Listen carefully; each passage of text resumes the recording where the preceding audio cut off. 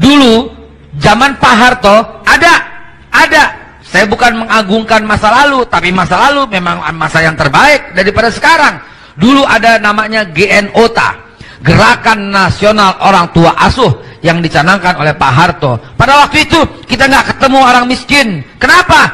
Sampai swasembada beras. Kenapa? Karena ngurus negaranya tepat. Ada anggaran pendapatan belanja negara, ada garis-garis besar haluan negara, ada rencana pembangunan 5 tahun dan pelita pembangunan 5 tahun, ada kelompok pencapir untuk menumbuhkan masyarakat pendengar, pembaca dan pirsawan, ada ABRI masuk desa yang membantu pengairan. Akhirnya masyarakat adil makmur tercipta pada waktu itu, dan hampir saja kita menjadi bangsa yang besar ketika 80 negara mengusulkan negara kita menjadi anggota tetap Dewan Keamanan PBB di tangan Pak Harto pada waktu itu. Namun fitnah yang begitu merajalela yang membuat Pak Harto terguling.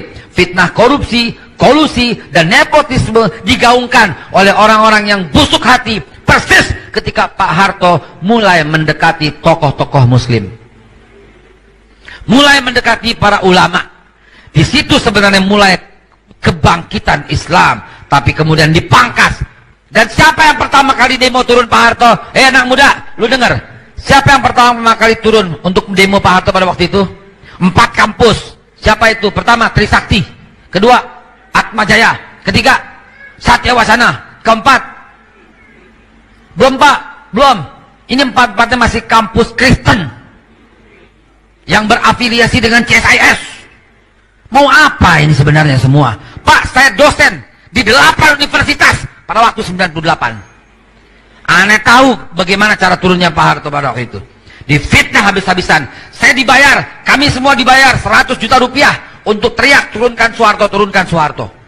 Demi Allah, saya tidak terima pada waktu itu. Biar setia dengan Honda Astrea Butut tahun 84. Sementara teman-teman langsung naik kijang kapsul dengan uang sisanya yang banyak. Untuk apa? Mendirikan LSM, meneriakan Soeharto turun, Soeharto turun. Harus diteruskan menurut saya. Pak Harto difitnah di akhir hayatnya, digulingkan. Oleh siapa? Anak-anak muda yang nggak ngerti sejarah. Digulingkan.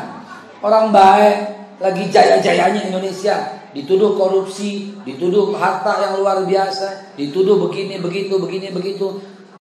Tapi bohong ya.